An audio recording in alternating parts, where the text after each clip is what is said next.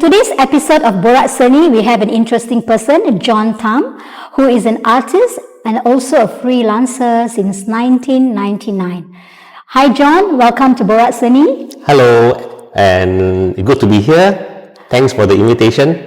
No problem. So you have been in the art line for about 23 years now. 25. 25. So it's they call it the Silver Jubilee.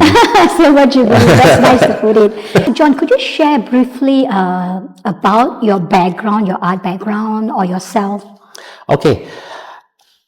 In 1999, I forgot what year I was already, but that time I wasn't married. Before that, I had about 3 years of advertising experience in the art department. Then somehow or other, I eventually got my own set of clienteles. That made me realize, okay, it's time for me to get out of employment and try my luck in the business world in the year 1999. And ever since then, it took off. Of course, the flight wasn't a smooth flight, naturally, for most of the artists around. Yep. But now it's already 25 years already, so it's a pretty interesting milestone for me as well as my art adventure. So Jon, do tell us about your art style. I think you have a couple of art styles. So, which is the art style that you are involved in? I'm an artist, but I think I regard myself more as an illustrator. My art style, I don't have actually. Mm-hmm. I do whatever artwork that is popular at the moment. So in a way, it's popular culture art. So if anime is very popular right now, I draw a lot of anime style comics. If some certain superheroes are very popular, I'll be doing that. I'll be doing that kind of art style, sometimes realistic, sometimes more in an artsy form.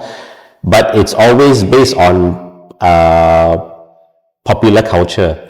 So you are a multi-talented artist, I would say. Yeah, in a way, yes. So, okay. But then I would like to know which are the art style that you prefer, like your personal preference.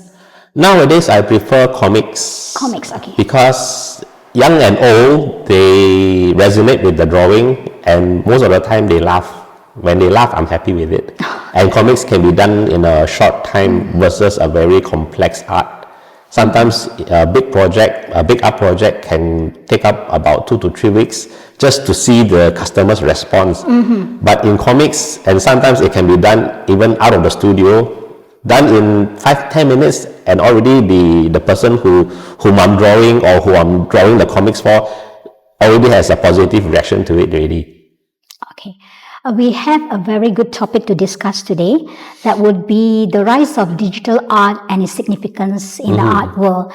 Because we realize right now the rise of digital art is kind of like a big deal because it's changing the way how artists actually work. Instead of the traditional conventional style of painting a canvas with brush, but then they prefer to opt now with digital scene there. They can create art using a computer, a tablet, or any application of software.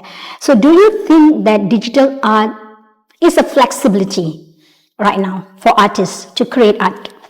For me, yes, it is. For me, it is just another tool. I do digital art also. Okay.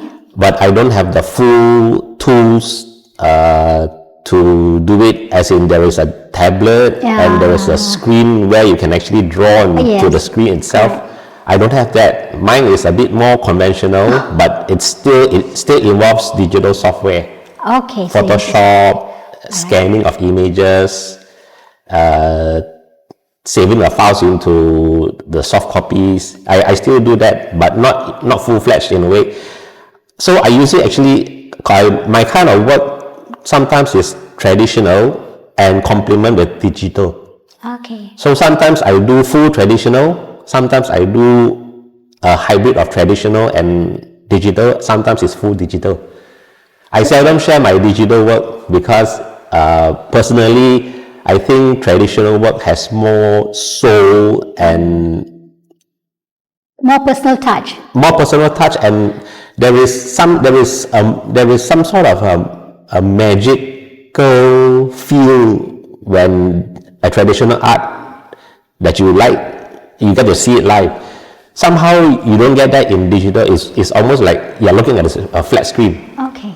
So no matter how nice the artwork is as a digital format, you're still looking at a piece of screen or a piece of a printed artwork. It's never the real thing. But then, John, when you think about it, I think digital art has more flexibility, don't you agree?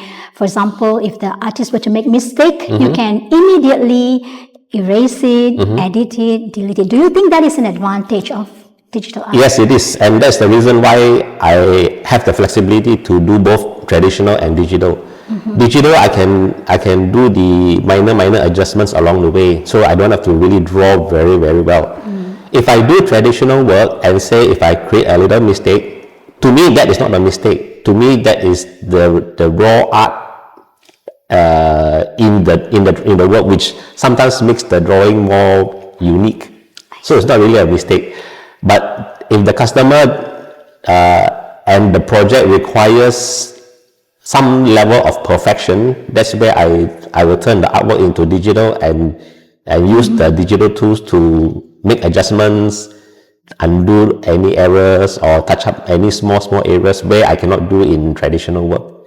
Do you think there is a demand for digital art compared to the traditional? There is, and in fact, a lot of artists when they set up their booth to sell their artworks, I've seen some of the booth. They are selling 100% digital artworks. And I think it is also more accessible to the world, that you can also purchase it online. Yes. Yeah.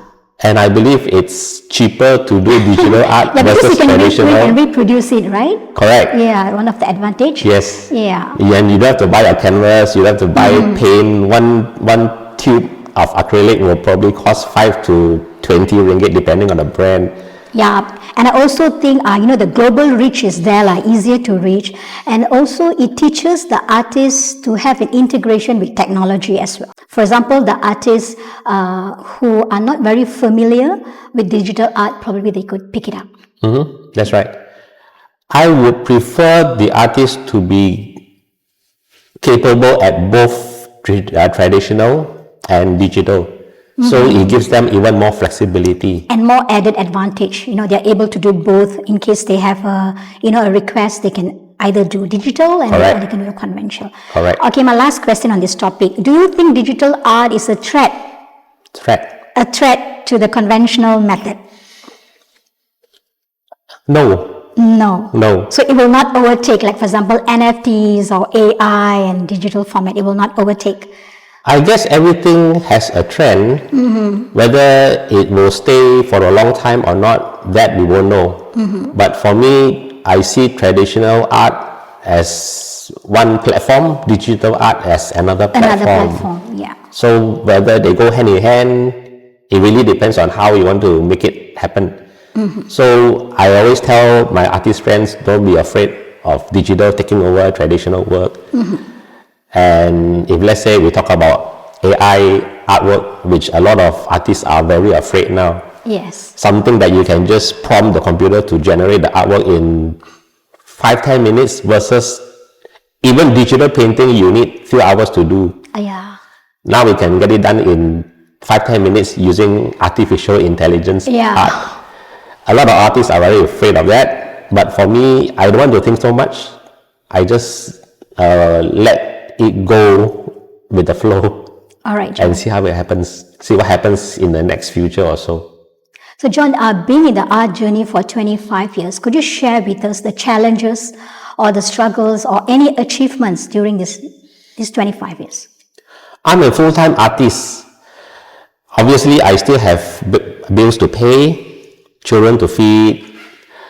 The good points about being an artist is that, and a full-time artist, number one, you have the time flexibility to do whatever you want. Meaning, when most people go to work 9 to 5 at the office, you can wake up at 10 a.m. I can wake up at 10 a.m., but I don't. I actually wake up very early to prepare breakfast for my family. That's nice of you. So the joys that I get to experience are the moments with the family, prepare breakfast for the children, send the children to school, pick them up when they finish school, bring them out for lunch. This is very rare if I work in an office environment with a 9 to 5 job. Agreed. Yeah. And sometimes the bonus will be if I feel tired at 3 p.m. in the afternoon, Take a nap. then I can take a short nap without anyone giving me the guilty look. Okay. But then can you share with me, the struggles that you go through as an artist in your journey? Bills to pay, monthly commitments with the banks. That is pretty much what everyone is facing. Struggles wise, I guess not really very intense struggles. It's just the normal day-to-day parenting struggles of raising children, financial obligations with the banks. Yep. Whereas art struggles, not really. Is all the process. Whether your artwork is being criticized by people or whether people like your art is actually a process. So whatever good that comes from my art, I accept it. Whatever bad reaction from my art, I also take it wholeheartedly. Yeah, and I think you have a balanced life, actually, because you're able to enjoy your work as well as family life, and you're able to spend time with both. So I think not many people are quite lucky to have. Well, to me, that is the current luxuries of life. To have your own time, to have a choice to do whatever you want, rather than someone controlling your time. Free time is very important. Flexibility of your day is also very important to me. Agreed. To me, it's not about driving an expensive car or living in a big fancy house. That is success in the 1980s and the 1990s, the definition of success. Correct. But to me right now, the success of 2024 will be this kind of criteria. Yeah, and I think it's a good one. It's vague. You don't see it. You don't see it like expensive car. You can see it. Big house. You can see it. But the real luxuries of life, you cannot see it. Definitely. I think it's more the experience that you enjoy, the feelings that you have. I think that is the luxury of it. So Jon, could you share with us if you have any future plans or any projects in the pipeline? Right now, I don't have any big plans at the moment. I created a comic book 2 years ago. Okay. The sale was pretty good despite a very weak coverage. I plan to release book 2 soon. That will happen, but in the near future, I don't want to set a specific timeline yet. So that is something that I'll be doing in the next few years. But other than that, everything is just go with the flow. So Jon, thank you for sharing with us your interesting journey. I really had a very good conversation with you, and all the best in creating your second book. Thank you.